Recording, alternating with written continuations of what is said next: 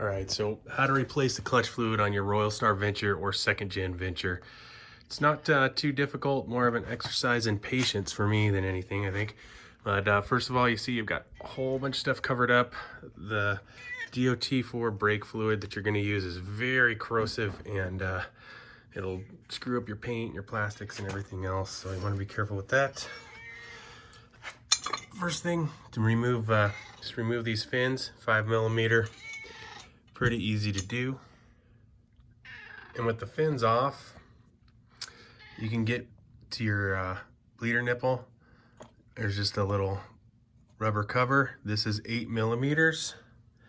I have a little offset 8mm box end that works quite well. You can get it down on there pretty easily.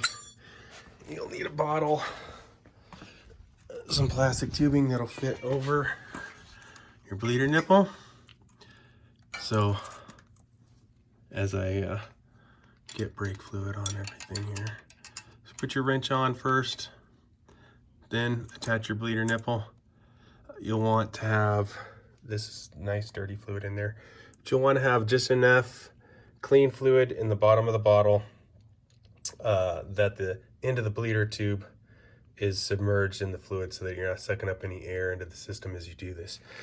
Once you have that hooked up,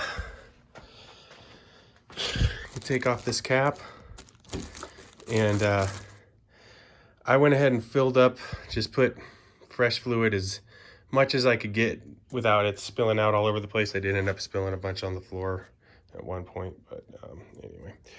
Then once you have it nice and full, put something over this so that you don't squirt any fluid out while you're servicing.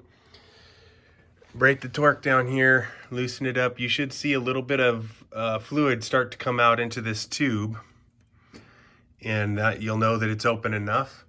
Very slowly, nice and easy, squeeze the clutch lever, and you'll see more fluid start to push out. With the clutch lever still held in, go ahead and tighten your bleed port, and then slowly let the clutch lever out.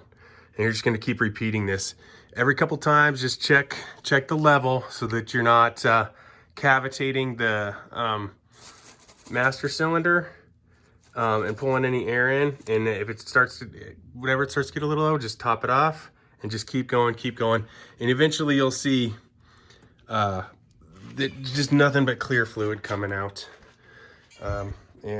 Once you have that done, go ahead and tighten it up. You should have good, first thing to check, you should have good pressure on your clutch lever. And then a check you can do without running the bike, just kind of a safety check once you have everything buttoned up, is just put it in first gear and see if you can push your bike in first gear with the clutch pulled. And if you can, then it should be pretty good. So I hope this helps somebody.